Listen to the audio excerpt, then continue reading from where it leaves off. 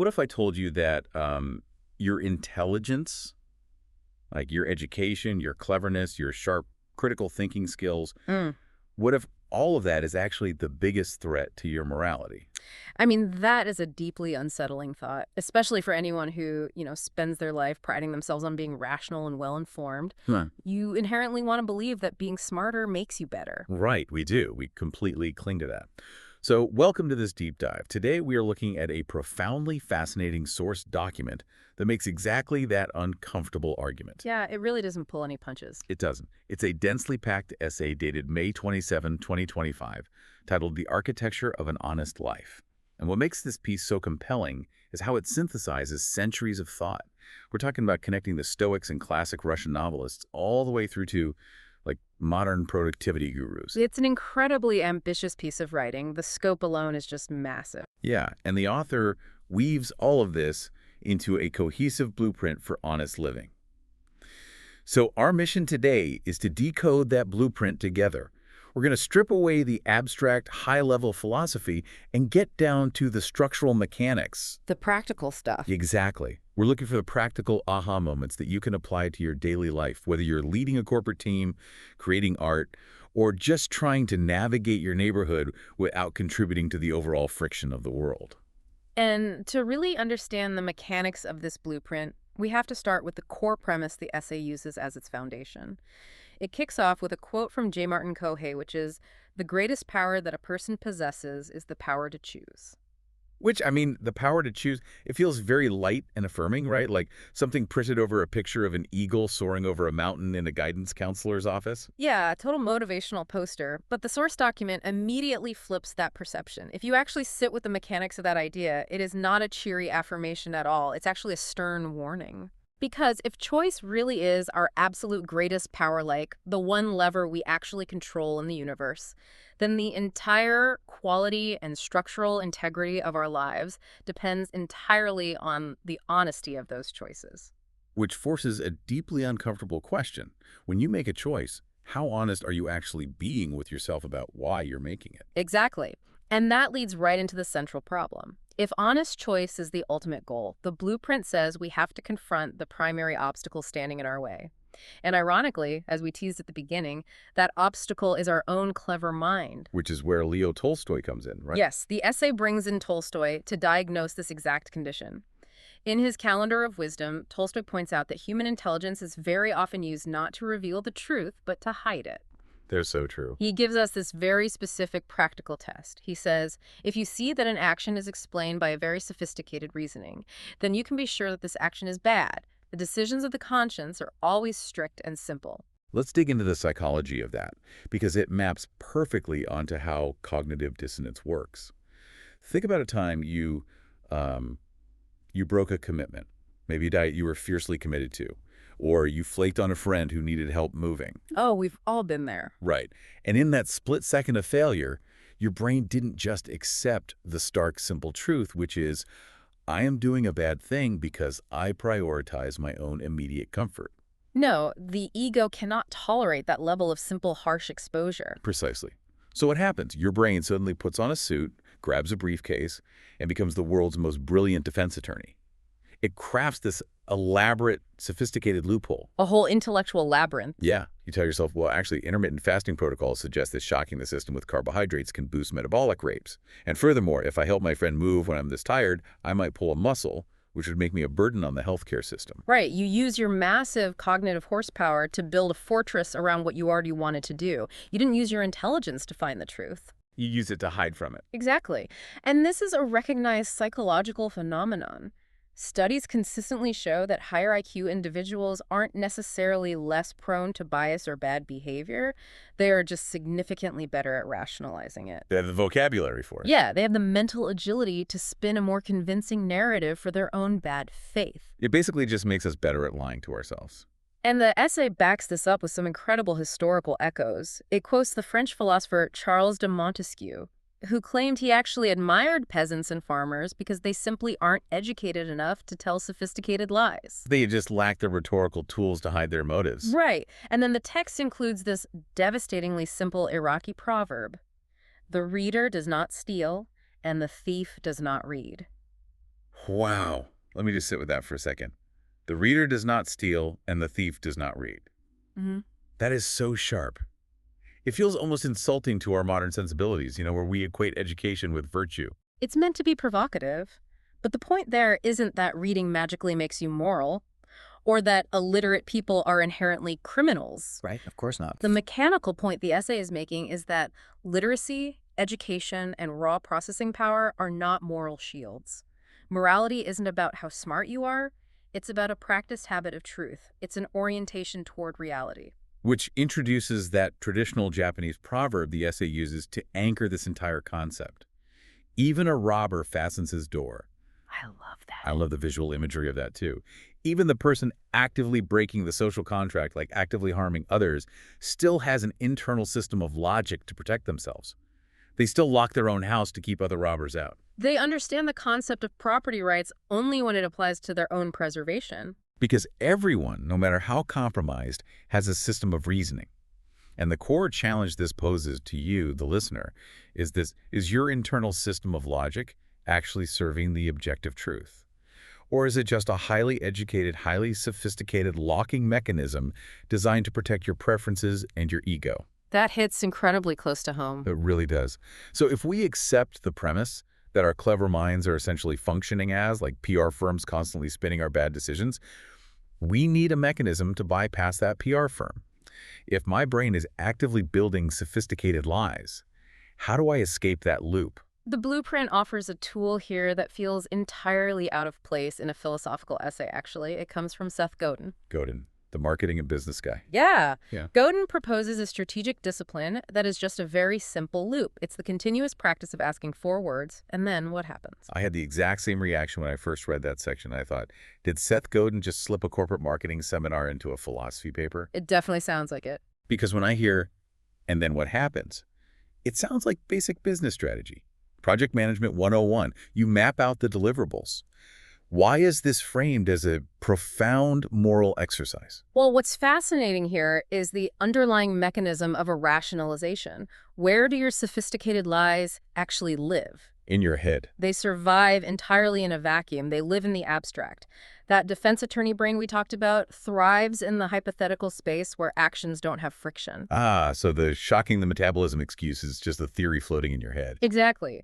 Godin points out that a blueprint or a plan is basically just an assertion about the steps to get to an end goal. You say, I will do this, and then reality arrives. You do something, and the systems and people around you respond. Right. So asking, and then what happens, violently forces the mind out of the abstract and drags it into the concrete world of cause and effect. You cannot trace the real-world consequences of your actions all the way forward and simultaneously continue to lie to yourself about your underlying motives. I see the mechanics of it now. It expands what Godin calls the circle of now. Like, you can justify flaking on your friend by saying you need self-care. That sounds noble in the abstract. Very noble. But if you ask, and then what happens? Well, my friend has to lift a heavy couch alone. And then what happens? He sprains his back. And then what happens? He resents me, and our relationship fractures.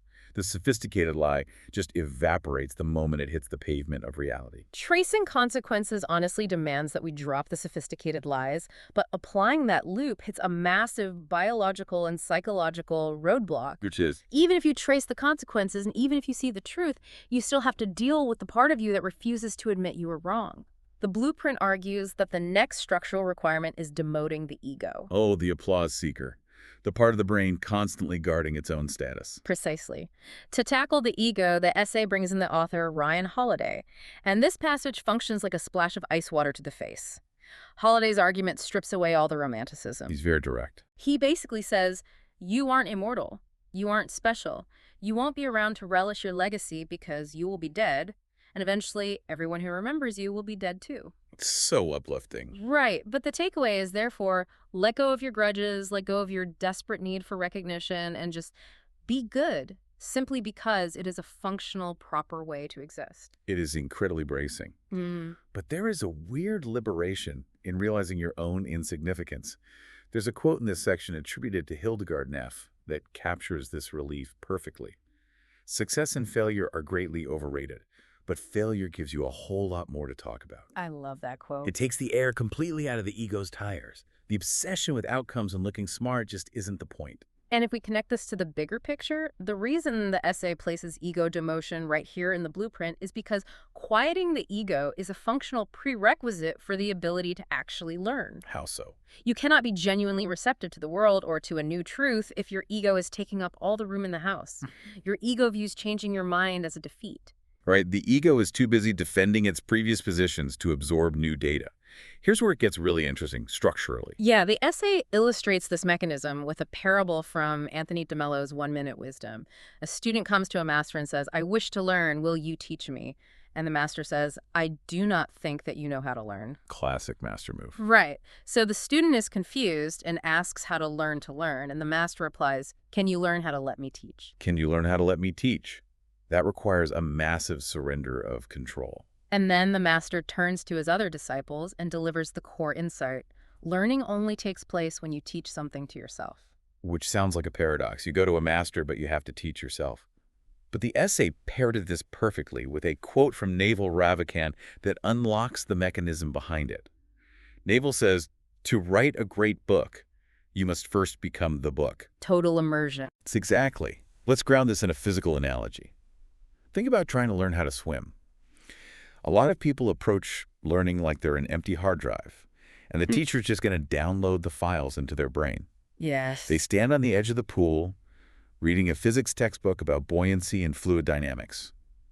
They want to understand it perfectly in the abstract so they don't look stupid when they get in the water. But you cannot observe the water from the deck and expect to learn how to swim. Never. Because you can't just be a passive vessel. You have to surrender your separate ego. The part of you that is terrified of crashing around, swallowing water, and looking foolish in front of other people. You have to drop that armor, get wet, actively immerse yourself, and collaborate in your own transformation. You have to become the swimmer. That analogy highlights the vulnerability required so well. Learning demands surrender. So let's look at the architecture we've built so far.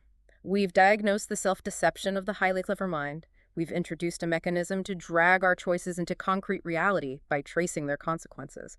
We've confronted the ego's desperate need for legacy, and we've opened our minds to active, vulnerable learning. That is a massive amount of heavy internal philosophical work. Which naturally begs the question, right? How does this abstract operating system actually function on a random Tuesday morning? You've done all this deep spiritual and psychological excavation. Now what? What does the output look like? And the output the essay describes is almost startling in how mundane it is. Really is. It's not about suddenly running for public office or selling all your worldly possessions and moving to a monastery. It quotes Coach Ralph Mahan, whose maxim is wonderfully grounded. Little and often over the long haul. Little and often over the long haul. Notice how that directly opposes the grandiose, ego-driven master plans that usually collapse under their own weight. Right, the classic New Year's resolution, where the ego says, "I'm going to work out 3 hours a day, read a book a week, and learn to code, all by February." It's an ego trip, not a sustainable system. Exactly. David Kushiri echoes this in the text. He says, "Putting less on your plate is a great life lesson. Clarity and focus actually beat sprawl and overwhelm." But I need to push back on this, though, because I can hear the skeptic listening right now thinking, wait a minute. Putting less on your plate. Is this entire complex philosophical blueprint just an elaborate excuse for laziness? it's a totally fair critique. Am I stripping away my ego and tracing my consequences just so I can justify taking a nap and doing the bare minimum? Right. But the essay anticipates that exact counterargument. Right. And it deploys what I think is the sharpest, most piercing question in the entire document to clarify the mechanism. It asks, are you inventing things to do to avoid the important work? Ouch. That completely reframes it. It does. This isn't about doing less so you can be lazy. It's about recognizing our tendency to use busy work as a psychological shield. Oh, I know the psychology of productive procrastination intimately. Think about when you have a really difficult, emotionally taxing email you have to write, or like a hard conversation with a partner you need to prepare for. Yeah. What do? You suddenly decide that right now, in this exact moment, it is absolutely critical to reorganize your computer's desktop folders. Or you need to finally clean out the junk drawer in the kitchen.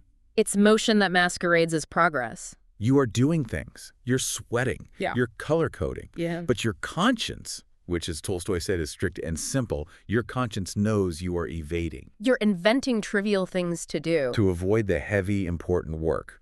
Putting less on your plate means ruthlessly stripping away the fake work, so you are forced to actually face the hard, honest work. And facing that hard work brings us to the final stage of the blueprint. Because if all of this inner work, the honest choosing, the clear thinking, the ego release, the modest effort, if it stops at the boundaries of your own skin, it's just advanced self-help. The architecture of an honest life, always, inevitably, culminates in turning outward toward other people. It's about what we owe each other, simply by sharing the same space. Exactly. The essay explores this by referencing Michael Schur's concept from his book How to Be Perfect. Schur takes Kantian ethics, which is famously dense and difficult to parse, and distills it into rules that a 5-year-old could understand. Kant for 5-year-olds, I love it. He explains that because we share this earth with other people, we owe it to them to live by rules they wouldn't reject as fundamentally unfair. The mechanical test is simply asking, would it be okay if everyone did this? And the reason that question works isn't just about a vague sense of fairness. It fundamentally forces your brain to remove you as the protagonist of reality. It breaks the psychological illusion of exceptionalism. You stop being the main character. Yes, Schur says to test it in the real world. Ask if your sibling would think your action is fair, or a friend. Or, the ultimate acid test, explain your action to a smart kid that you really dislike. If they wouldn't reject it as unfair, you are probably on solid moral ground. It completely dissolves the self-centered perspective. The moment you genuinely submit your actions to that test, your own personal desires stop being the gravitational center of the universe. And legendary coach John Wooden provides the ultimate standard for what this looks like in practice. What did he say? He says, you can't live a perfect day without doing something for someone who will never be able to repay you. The unrewarded act. Yeah. That is the ultimate proof that the ego has actually been dismantled. If you do something for someone who cannot pay you back, cannot elevate your status, and cannot offer you networking leverage, the ego gets nothing out of the transaction. But the essay does not leave us with a fuzzy, feel-good conclusion here. It brings back Tolstoy and Thoreau to deliver a harsh reality check. The world is incredibly unforgiving, and it is absolutely not arranged to reward this kind of pure conscience. How fortunately true. Tolstoy observes that society's institutions, like a jury or a corporate board, will often actively persecute those who stand higher than the general moral level. The system protects its own baseline. You don't get a medal for doing the unrewarded act. In fact, you might get punished for it if it rocks the boat or makes other people confront their own sophisticated lies. Exactly. But Thoreau's reality check is the anchor here. He basically argues, look, a man cannot do everything, but this cannot be an excuse for doing bad things. You cannot fix the whole broken world. You cannot solve every systemic injustice. But that lack of omnipotence doesn't give you a free pass to contribute to the brokenness. And that leads to the concluding synthesis of the essay. It ends with a powerful phrase, compassion is your strength. This raises an important question, though. The author is making a distinction here. True compassion isn't just sentimentality. It's not just feeling bad for people. Right. It isn't just feeling bad for people while you scroll through the news. It is a resilient, forged strength. It takes immense fortitude to clear away your own lies, drop your ego, face the harsh reality of consequences, recognize you won't be rewarded, and still choose to help someone who can never pay you back.